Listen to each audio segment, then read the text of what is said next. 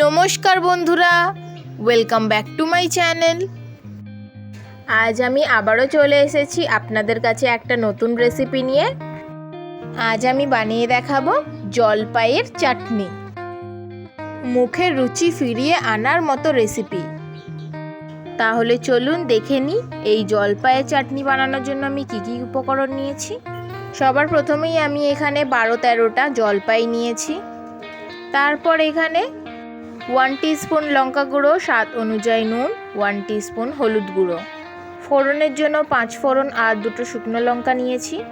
তারপর 2 table spoon dry roast করে রাখা জিরে নিয়েছি, হাফ কাপ চিনি নিয়েছি। চিনিটা আপনাদের স্বাদ অনুযায়ী দেবেন।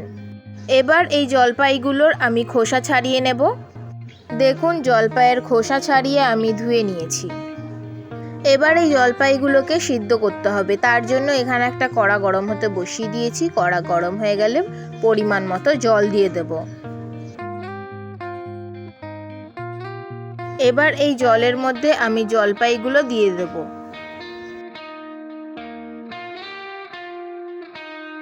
তারপর এর মধ্যে হাফ টিস্পুন হলুদ গুঁড়ো আর হাফ টিস্পুন নুন দিয়ে দেব।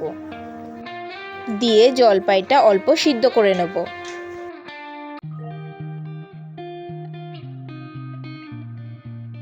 এখানে আমি 2-3 মিনিট জলপাইটাকে খুব ভালো করে সিদ্ধ করে নিয়েছি। দেখুন চামচের সাহায্যে আমি দেখে নিচ্ছি জলপাইটা কতটা পরিমাণে সিদ্ধ হয়েছে। এবারে এই জলপাইটা আমি জল থেকে তুলে নেব। এই জলপাইয়ের জলটা আমি ফেলবো না, আমি এই রান্নাতে ইউজ করে নেব। আপনারা যদি খুব বেশি টক খেতে পছন্দ না করেন তাহলে এই জলটা ফেলে দেবেন। দেখুন একটা বাটিতে আমি সিদ্ধ করে রাখা জলপাইটা তুলে নিয়েছি। এবারে এই জলপাইটা চামচের সাহায্যে খুব ভালো করে মেখে নেব। আপনারা চামচের বদলে হাতের সাহায্যেও মাখতে পারেন। দেখুন আমি মেখে নিয়েছি। এবার এখানে একটা কড়া গরম হতে বসিয়ে দিয়েছি। কড়া গরম হয়ে গেলে পরিমাণ মতো সর্ষের তেল দিয়ে দেবো। তেল গরম হয়ে গেলে তেলের মধ্যে 5 ফোড়ন আর শুকনো লঙ্কা ফোড়নের জন্য দিয়ে দেব। দিয়ে ফোড়নটাকে একটু নাড়াচাড়া করে নেব।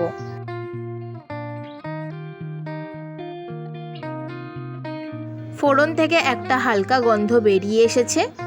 এবার এই মুহূর্তে আমি আগে থেকে মেখে রাখা জলপাইটা দিয়ে দেব। তারপর খুব ভালো করে নাড়াচাড়া করে নেব। আপনারা চাইলে জলপাইটা মাখার সময় জলপাইয়ের যেই দানা সেটা ফেলে দিতে পারেন, তবে আমি ফেলিনি। খুব ভালো করে নাড়াচাড়া করে জলপাইটাকে ভেজে নিতে হবে। জলপাইটা হালকা ভাজা ভাজা হয়ে এলে এর মধ্যে আমি নুন, হলুদ আর লঙ্কা গুঁড়ো দিয়ে দেব। দিয়ে আবারও খুব ভালো করে নাড়াচাড়া করে নেব। মশলাটাকে নাড়াচাড়া করার পর এর মধ্যে আমি চিনিটা দিয়ে দেব। চিনিটাও ভালো করে নাড়াচাড়া করে নেব।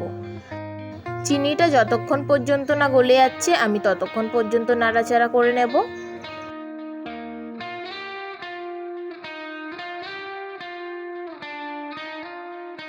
দেখুন জলপাইয়ের সঙ্গে চিনিটা কি সুন্দর গলে মিশে গেছে।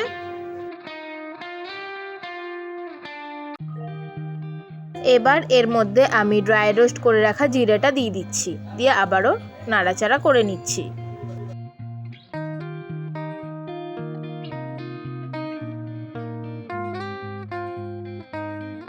এবার এই চাটনির মধ্যে আমি পরিমাণ মতো জল দিয়ে দেব। এখানে জলপাই ভাপিয়ে রাখা যেই জলটা ছিল সেই জলটা আমি ব্যবহার করছি। আপনারা চাইলে নর্মাল জলও ইউজ করতে পারেন। জলটা দেওয়ার পর চাটনিটাকে একটু ফুটিয়ে নিলেই আমাদের জলপাইয়ের চটপটা চাটনি একদম রেডি। দেখুন জলপাইয়ের চাটনি কিন্তু একদম তৈরি হয়ে গেছে। ভাতের শেষ পাতে এরকম চাটনি খেলে খাওয়াটা একদম জমে যায় আর মুখে রুচিও ফিরে আসে। তাহলে এই রেসিপিটা বাড়িতে অবশ্যই একবার ট্রাই করে দেখবেন। কেমন হলো আমাকে অবশ্যই কমেন্ট করে জানাবেন। আমার এই রেসিপিটা যদি আপনাদের ভালো লাগে তাহলে অবশ্যই like, comment, share and subscribe করতে ভুলবেন না। Thank you.